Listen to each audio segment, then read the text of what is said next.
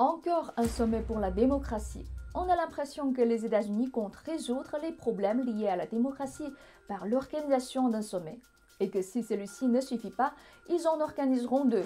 Et voilà la deuxième édition qui se déroule du 28 au 30 mars aux États-Unis et dans 4 pays co-organisateurs, le Costa Rica, les Pays-Bas, la Corée du Sud et la Zambie. Aucun pays francophone, arabophone, sinophone, russophone et j'en passe parmi les co-organisateurs. Mais pourquoi? On ne le sait pas. Le pays initiateur n'a pas pris la peine de présenter ses critères de choix des pays co-organisateurs. Si l'oncle Sam ne veut pas entendre la voix de ces autres pays, moi j'en veux bien.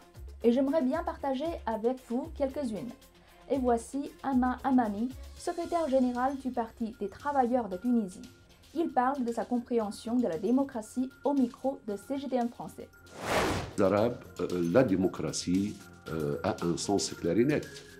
Être libre politiquement, choisir ses représentants, mais aussi vivre convenablement, jouir de ses droits économiques, sociaux et culturels. On ne peut pas être libre alors qu'on n'a rien à manger, qu'on ne jouit pas de services au niveau de l'éducation, au niveau de la santé. On ne peut pas être libre lorsqu'on n'a pas lorsqu'on n'a pas de logement, lorsqu'on n'a pas des services culturels. Vous entendez? Mais aussi vivre convenablement, jouir de ses droits économiques, sociaux et culturels.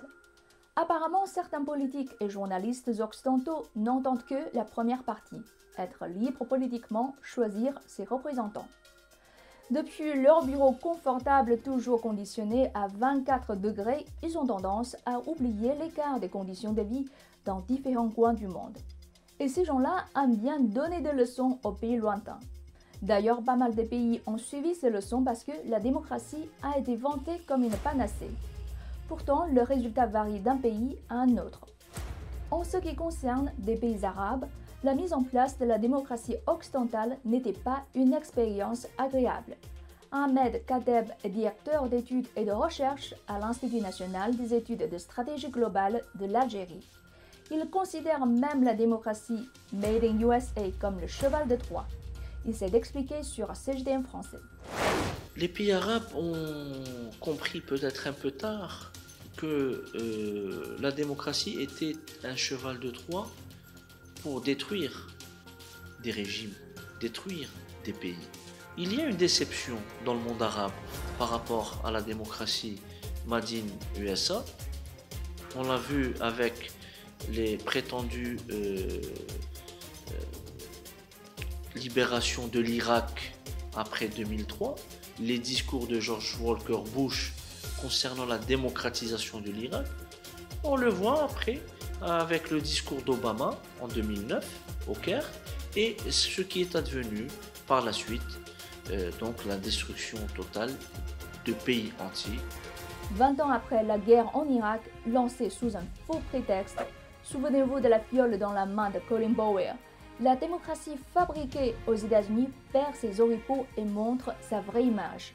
Un piège rhétorique, un alibi pour s'ingérer dans les affaires internes des pays considérés comme ennemis et les soumettre en dépendance. C'est la même chose pour le sommet pour la démocratie.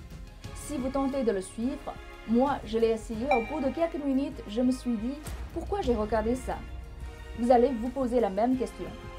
Les discours, les discussions sur des thèmes aussi variés que vagues, une mise en scène classique, le drapeau américain, un peu de femmes, un peu de jeunes, un peu de représentants des pays du Sud, ne ressemble-t-il pas à un show politique ou un film hollywoodien avec des Américains comme rôles principaux, sauveurs du monde, et des gens d'autres nationalités comme rôles secondaires et figurants?